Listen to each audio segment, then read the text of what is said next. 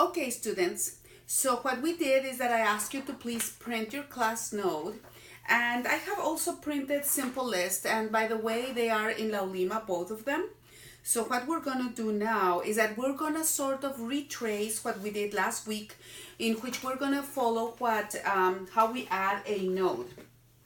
Okay, in this case, now we're going to add the fact that we have count, which is a static variable. So what I'm going to do is that I am going to go ahead and write here that count equals 0 to begin with. Okay, so that we can go from there. And what I'm going to do now is follow the code from simple list just so that we can add the node. First of all, we have the class variable, the static variable count, and then we're going to have two references to a node, which are front and back, which both are null.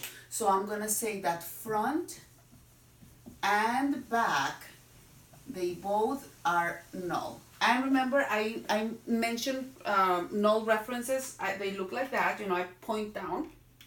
And to add a node, it begins by asking if the count is 0, which it is. And then if it is, it creates a new node and it calls this new node. So I am going to put it right here, okay? And I'm going to call it new node, who is with lowercase, new node. And I'm going to have a reference to it. New node, it has a reference to null, as you can see, because that's the way the constructor builds it. And then we say that both front and back are going to be also referencing new node. So at this point, what's going to happen here is that both front and back are going to be both referencing this. So at this point, everything that we have, when we have the very first node, everything that we have references new node, which is the one and only node. Well, we don't have the problem that this may actually be the reference, because everything, everything is pointing at it, so it's not going to lose a reference, right? So it's not going to be garbage disposed. So if we add, oh, by the way, another thing that we have in here is that we have to increment the count, and that's going to happen when we add that, right? So in the add node. So next time when we add the second node, right, we have that we create a new node. And we say, okay, so we're going to create a new node. When we create a new node is no longer here. And what happens is that we create a new node here, again with this reference, and this is going to be the new node. Now, when this is the case, and always as we're building our list, we're going to see in here that for a while the list is in one side. This is a list of one element, and the new node is going to be detached. So that's why we need code in here that is going to actually glue it together. And that is when we say back.setNext to new node.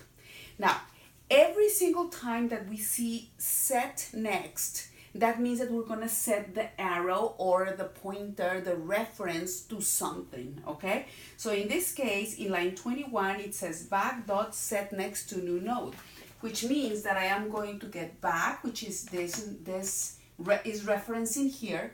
Set next, remember with set next, we move the arrow. And where are we going to move it? It's going to be moved to new node. So when we do this, now we have the reference to this node, and now we properly have everything glued together. And then it says back, which is this is referencing here, equals back.getNext, meaning it goes to the next one where the arrow is pointing. So now back is no longer going to be there, but back will be here, referencing this one. Okay, at this point then we see that we have to increment the count, and now our count is 2. Now notice this, now at the end of the AddNode method, we actually have a list, okay? So now let's add then another one. It says if count 0, no, it's not 0. So it says we're gonna go add with the else part where it says node, new node equals new node, okay? So I am going to create a new node down here, and I am going to call this one new node. And this is my reference. And again, you know, we go to that status where the list is here and the new node is here. It's still detached. We haven't knitted together. So for that, I go back to where my back node is, and it says back.set next to new node. And remember, when I am going to set next, what I am going to do is move the arrow to point to new node. So that's set next to new node. That's what we're doing. And then it says back, you know, back equals back.getNext. So back.getNext is to the right. So the way that it goes is like this. It says back equals back.getNext. Okay? When we execute the right part of this, which is this part over here, we execute it. So we looked at back.getNext, which is this one over here. I'm going to mark it with an X, right? Back.getNext, and that's where I am going to put back. That's what I am going to be referencing by back. So at that point, then back, instead of being here, is going to actually be referencing my new node. And then again, once again, I have knitted this together. But then again, this is nothing new to you, right? Because last time we worked with this and we even saw it in action. But here is what's going to happen this time. What we're going to do is, here is the question. Do we always have to add the nodes in the back? That's one kind of a list, right? Now, another thing that we could do is add sometimes nodes in the front and sometimes in the back, right? So far we have been adding the nodes in the back. So now let's write code to add the nodes on this side. And then we can add the nodes in the front and leave the back at the end. You know, it will be a different kind of thing. Because if this is the front, this was the first node added, right? So I'm going to add some numbers here. This is the first one we added, then the second, and this was the third, right? So the front is going to be in number 1. But what if I decide to add the first one in there, same stuff, right?